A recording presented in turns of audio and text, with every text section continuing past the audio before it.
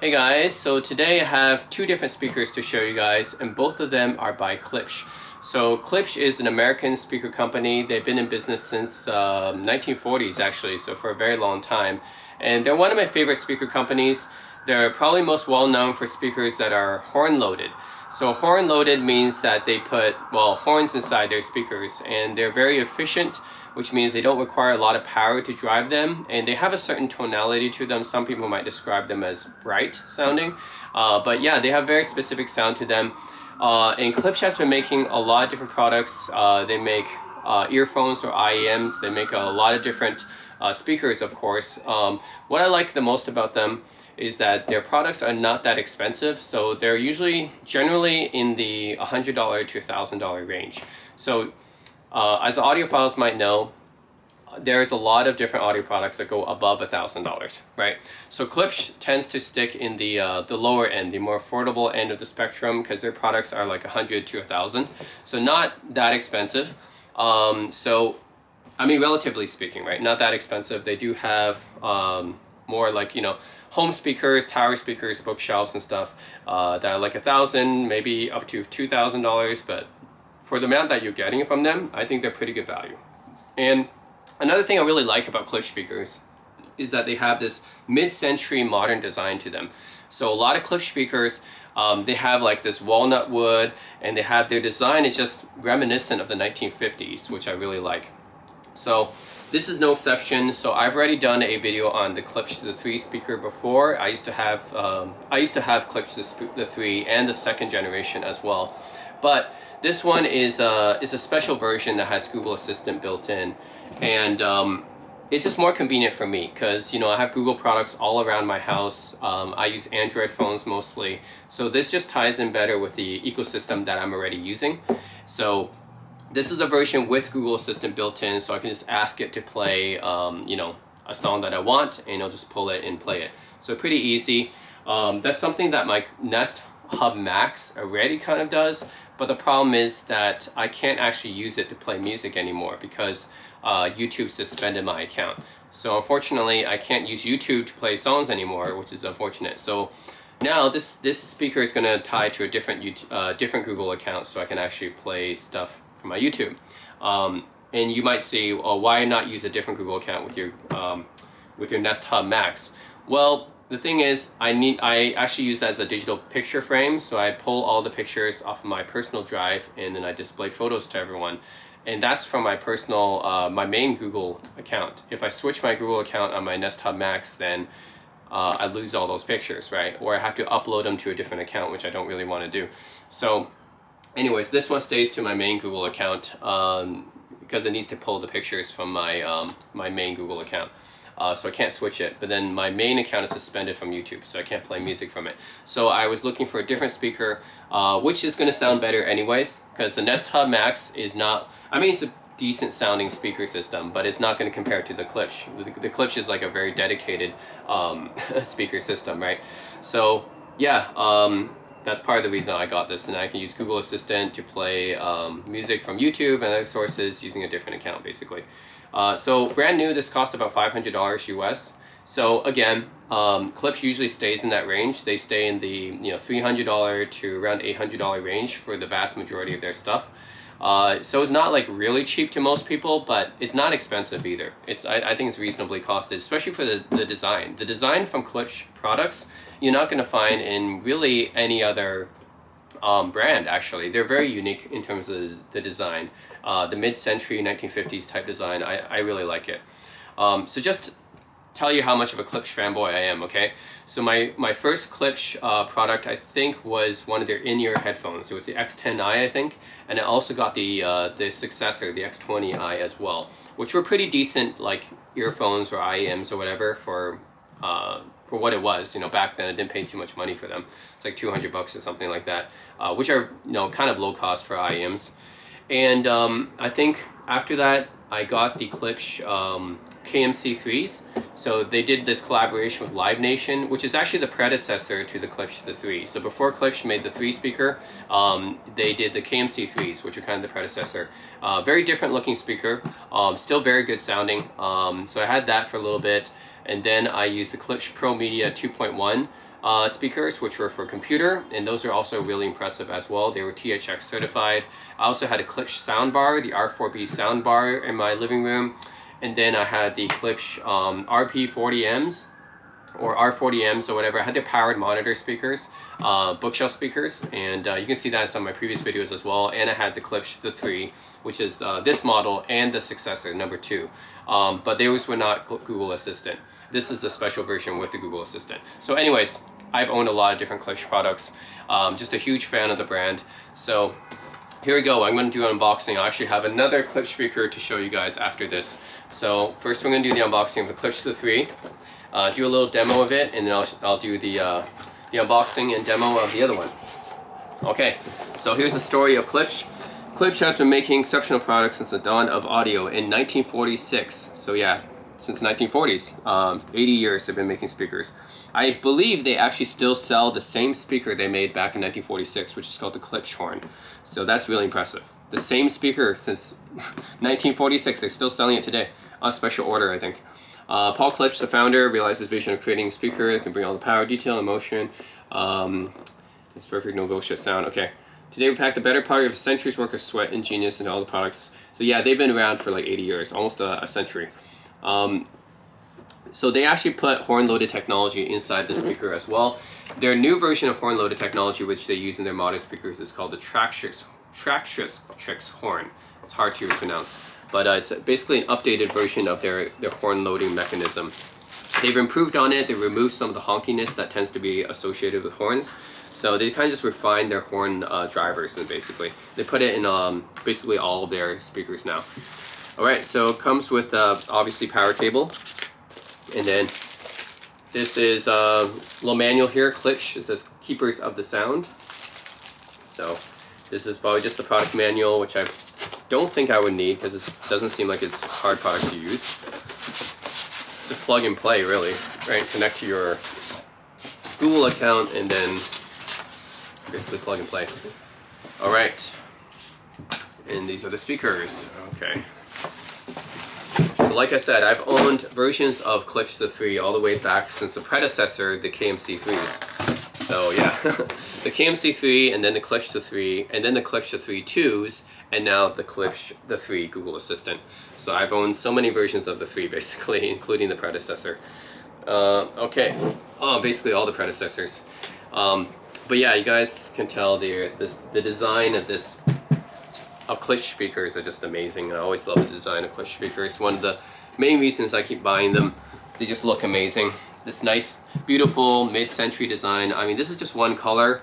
I think this is like the black oak finish, but they also have the walnut finish, you know, to make it look like even more mid-century.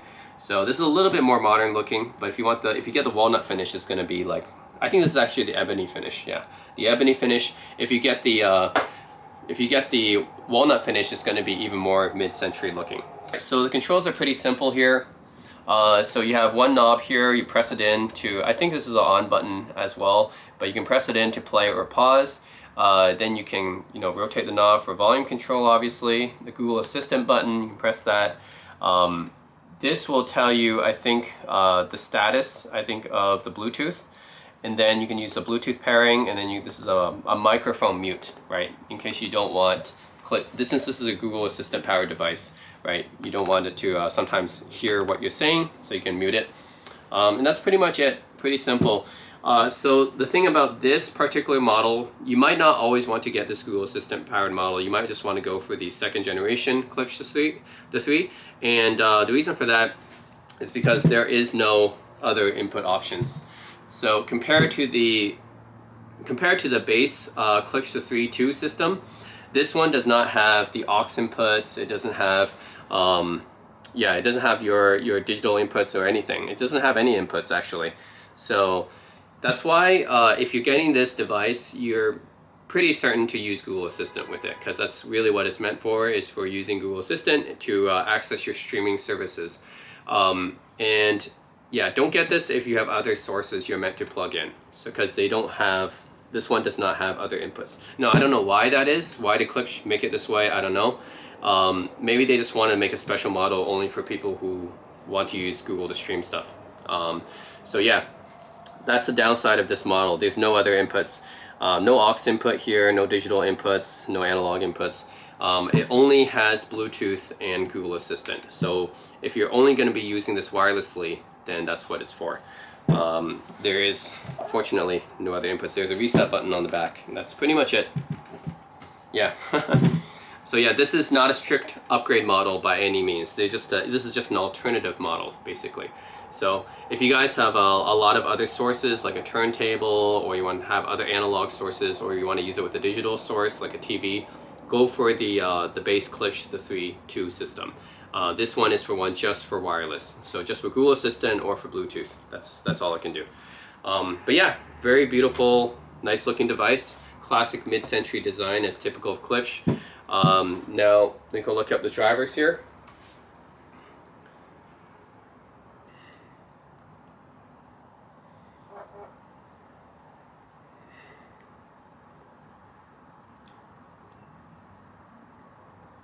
Let's see.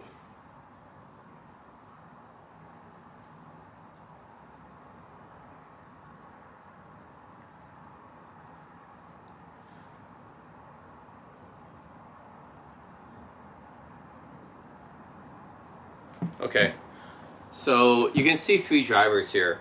So it has 2 1/4 inch full range drivers and 1 bigger 5.25 inch long throw woofer is what it says. So that's what these drivers are. So that's 2 2.25 inch, and then this one is for deeper bass frequencies, 5.25 inch.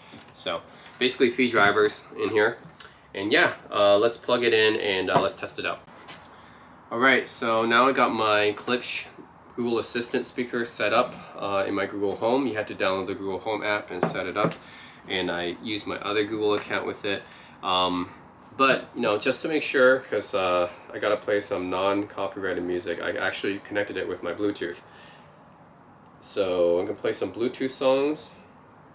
Okay, this is the non-copyrighted song I can play. And I'll show you guys how loud this speaker can get, because I've done videos on the Klipsch the Three before, and the sound that comes out of this is pretty amazing for how small it is and compact. Well, it's not too small, but it's definitely compact. So it's pretty impressive sound coming out of it for this size.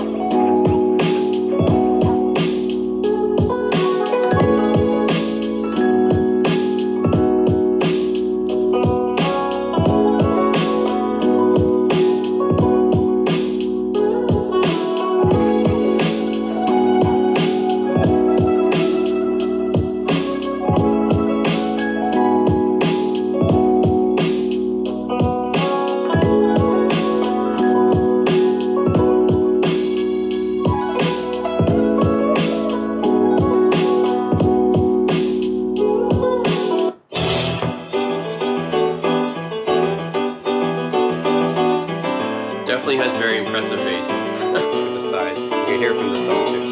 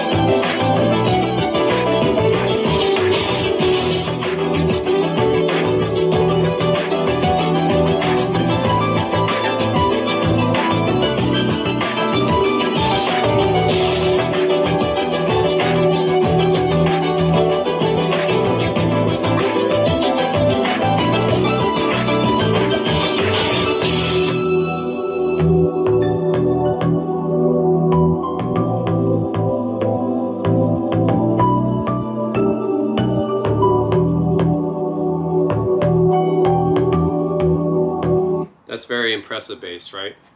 From a speaker of this size, that bass is very impressive. So yeah, I love the sound of the Klipsch the Three. That's why this is the third time I bought it, a different version of it. So yeah, it's pretty cool. And yeah, of course you can use Google Assistant. So it's like, what's the weather like today? Right now in Vancouver it's 11 degrees and mostly cloudy. Today it'll be rainy, with a forecasted high of 11 and a low of 6. Very good. What's the stock price of Apple? As of 7:59 p.m. Eastern Standard Time yesterday, Nasdaq lists them as trading at $189.69 per share after hours, with no change from closing. Nice. Tell me a joke. What do clouds wear under their shorts? Thunderpants. Nice. When was Abraham Lincoln born? Abraham Lincoln was born on February 12, 1809. President's Day. Nice. So yeah, you can use Google Assistant here, and of course Bluetooth as well. So yeah, if you're if you're in the market and you're looking for a very nice looking speaker for the living room or a bedroom, that's good for streaming. So if you have Bluetooth or you have streaming services like Spotify, YouTube, Deezer, or whatever, it doesn't have to connect to YouTube Music. It can be any number of other streaming services. Then this is a nice speaker to pick up. Just keep in mind if you have analog inputs like your vinyl or record player, CD player, something like that, or digital inputs like your TV, this won't connect to that because this does not have any physical inputs. There have no wired inputs on here. It's just wireless. So yeah, if you're just looking for a nice wireless speaker, then yeah, there's not even like one aux jack. Yeah, so just keep that in mind. This has no wired inputs, just wireless only. But if you're if you're listening to wireless all the time, and if you're looking for a very nice looking speaker, and you can get this actually for about $300. I got this $300 for refurb. So yeah, you can get $500 new, but $300, $400 refurb, pretty good deal. So yeah, try to pick this one up. I always love Klipsch and their mid-century designs. Demonstrating the Klipsch using just this button here for the Google Assistant, but of course it's also voice activated, and the microphones are actually pretty good. Like I would say that I'm living like around a 650 square foot apartment, and I'm all the way over there in my office, and my Klipsch the Three is right here, which is a sizable distance, I'd say, and it can still hear me even though I'm talking all the way from my home office. So yeah, the far field or far field array microphones or whatever technology this has is pretty good. It can definitely pick up my voice from even, I would say, yeah, quite a few meters away. So yeah, I'm going to test it out here. I'm going to just say, okay Google, play some Chill Hop. Alright, here's Endless Sunday Relieved Face, Chill Hop, Instrumental Beats, on YouTube Music. Of course I can raise the volume here. There's the light here is basically the indicator of the volume. It gets pretty loud, actually. This is the loudest it gets. It gets pretty loud. So this thing can pump out an impressive amount of volume. Yeah, so basically, with Klipsch stuff, I always found that they sound very, very big for their size. And with all their products, I found that they've always sounded quite big for their size. So it's always impressive the amount of volume they can generate. So yeah, like this is the loudest it can get.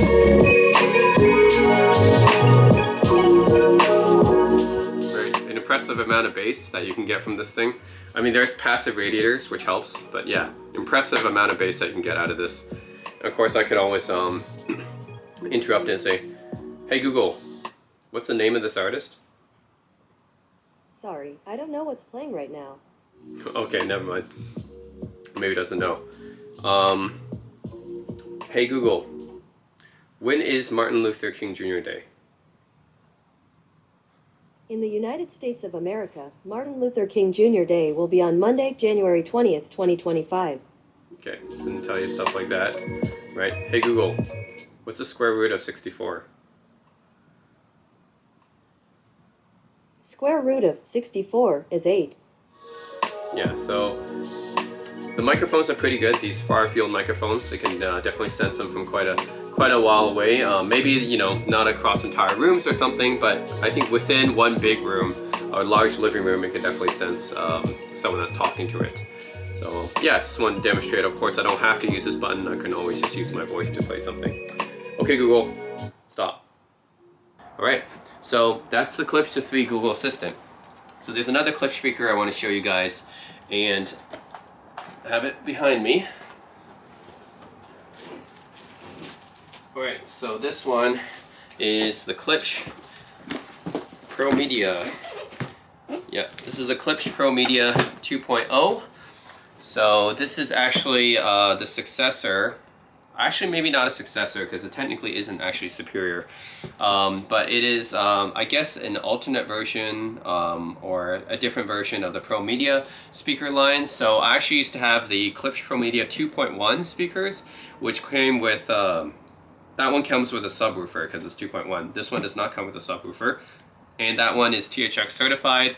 This one's not THX certified, but it should still be pretty good. So yeah, I've had good experiences with the Klipsch ProMedia line as well. These are meant as desktop speakers for either your laptop or your desktop computer system. And I just had a lot of good experience with Klipsch speakers, whether it be their Bluetooth speakers or their desktop or computer speakers. So, and their sound bars as well. But just kind of wanted to show you guys the ProMedia 2.0 as well, because I think these ones actually came out fairly recently.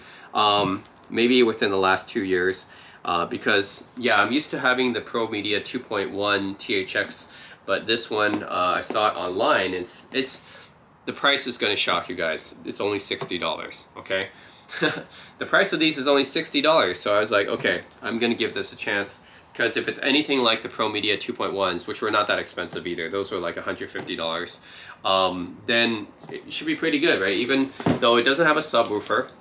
So it's not going to give you as deep a bass as the 2.1s, but yeah, it should still be pretty good. And it has Bluetooth connections. I don't think the 2.1s had Bluetooth. These ones have Bluetooth as well. I believe the 2.1s only had just a wired setup. So yeah, that was basically it. It just connects to your, yeah, the original ProMedia 2.1s, it was only wired, I believe. This one has wireless, has Bluetooth, and it has the wired connection as well. So it's more versatile. So yeah, let's check this one out. I'm kind of excited to see what we can get from $60 from Klipsch. Alright, so this is what you get in the ProMedia 2.0 box. So you get the guide, or the manual basically, of course.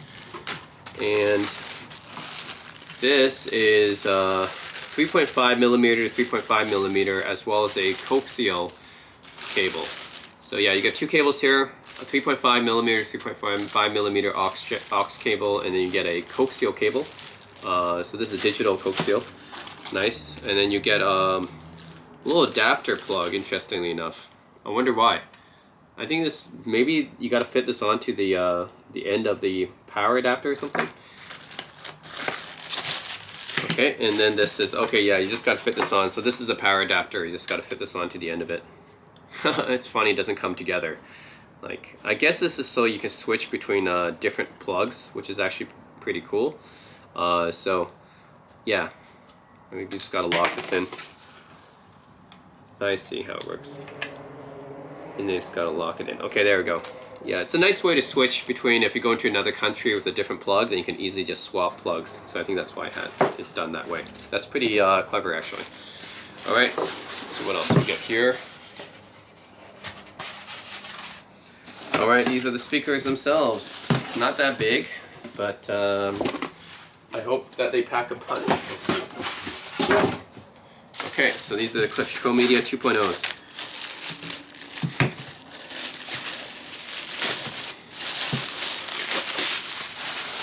Brand new for $60 US, like I said. Klipsch makes really nice products. Did I say Klipsch competed in the $100 to $1,000 range? Because these are actually below $100. So that tells you Klipsch has, they make really affordable products. Yeah, even below $100, that's really affordable. That's like Creative Labs, you know. That's usually where brands like Anchor Soundcore or Creative Labs competes in, is the below $100 range. So now Klipsch is competing there as well, which is nice to see. I should do like another comparison someday. I have had the Creative Lab speakers before. Those were actually the more expensive ones. Those were the THX certified. What was it? The T4Ws. So I had those before, but there is also the Creative Pebbles, which you can easily find under $100 as well. It would be interesting to compare these to the Creative Pebbles, but anyways, yeah, and that's another one of my favorite brands too, Creative Labs, which also makes really nice value products, just like Klipsch.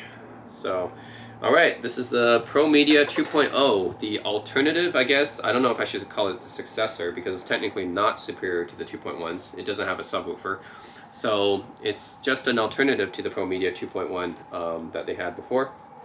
So these are clearly meant for the desktop. Of course, you can use them with other sources as well, but these are really meant for laptops and desktop computer systems. Just the way that they're designed. So they're bookshelves, but they're designed in a way that's that's clearly their computer speakers. All right, so there's just one input on the back of this one, which is just speaker input. It just says speaker input. I think there's meant to be connected to the other one, which is how the ProMedia 2.1s were like too. You had to connect the speakers to each other. One of these speakers was just the master speaker per se, and the other one was just like a slave speaker. So all it did was connect to the master one. Interesting. Yep, Klipsch headquartered in Indianapolis, Indiana. Nice. And this one has a speaker connection to that speaker, DC input, that's the input jack for the power. You have a USB jack here. Apparently you can charge your smartphone or something from here, which is interesting. I didn't expect that. But you can charge your smartphone from this speaker. That's cool. And you have an aux in, so that's your 3.5 millimeter input for wired sources. And this should also have Bluetooth as well. So you have a wired connection and a Bluetooth connection. This actually has more inputs than the Klipsch the Three Google Assistant does. You have a bass control right here. So yeah, you can turn up the bass if you want, and you have the volume. So it's interesting they have a separate knob just for the bass, for you bass heads out there, and your volume knob, of course. And you have two line outs actually. One of them is a headphone out, which is not a line out. So this is actually just headphone level out, which goes through the amplifier, I believe, and the line out, which does not go through the amplifier. So I think that's what these two are. So yeah, you have two analog outs, but one of them is a headphone out, which goes through the amplifier, and then this has a built-in amplifier, and then the other one is a line out, which does not go through the amplifier. So the line level input means you got to amplify it again, but it's a more pure source. So anyways, that's cool that you have a line out in addition to a headphone out. So yeah, one of them you just connect your headphone jack to if you have headphones, because it's already going to be amplified by the amp inside here. And if you have an external amplifier you want to use, then that's what the line out is for. But I think that's only if you want to pass through a more powerful amplifier to these speakers for some reason, I guess, then that's an option. Yeah, so let's see. So yeah, anyways, it's pretty cool that they have two different analog outs there. All right, let's test this out. This coaxial cable is actually used to connect the speakers, so that's what it's for. So I'm gonna connect the two speakers here, then we'll just use Bluetooth or something to check it out. All right, connected like that, and then we can use aux in or we can use Bluetooth. Just power it up.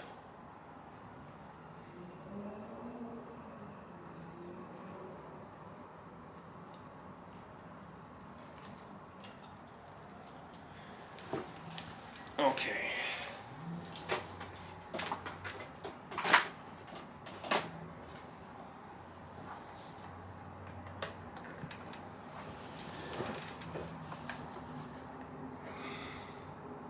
Nice. Okay, so as soon as I connect the power, it's in Bluetooth pairing mode. So I'm gonna connect it here to my DAP. And we'll hear some of the sound, and we'll actually compare it to the Klipsch the Three, what you guys heard from that. See, the Klipsch the Three is like a $500, I mean, I got it for $300, but it's technically a $500 speaker. These ones are $60, so if these ones even come close to the Klipsch the Three, that would be impressive. Alright, so there's actually a few different hidden controls I didn't know about here. So you can actually press these knobs in. If you press in the bass knob one time, it actually goes to the next track. And if you double press on it, then it goes to the previous track. And if you long press in on it, then it goes into Bluetooth pairing mode. This one, the volume one, if you press in on it once, then it switches the source. So right now it's in Bluetooth, it's in blue. I can press it on it once to switch to green, and then it's in the aux mode. So it goes to the aux source. I can press it on again to switch to Bluetooth. So yeah, and if you long press on it, then it turns off the power. So yeah, and that's basically the on button. I was like, where's the Bluetooth pairing button? Where's the on button, right? So the on button is you long press on this. The Bluetooth pairing is you long press on this one. So that's pretty interesting how it works. So now I'm connected to Bluetooth right now. So let's just play some of the same tracks that I played before, and we'll see how it compares to the Klipsch the Three. All right. So right now I have it set to mid volume. I can increase the volume. It gets pretty loud. This is true stereo because we have two different speakers here separated.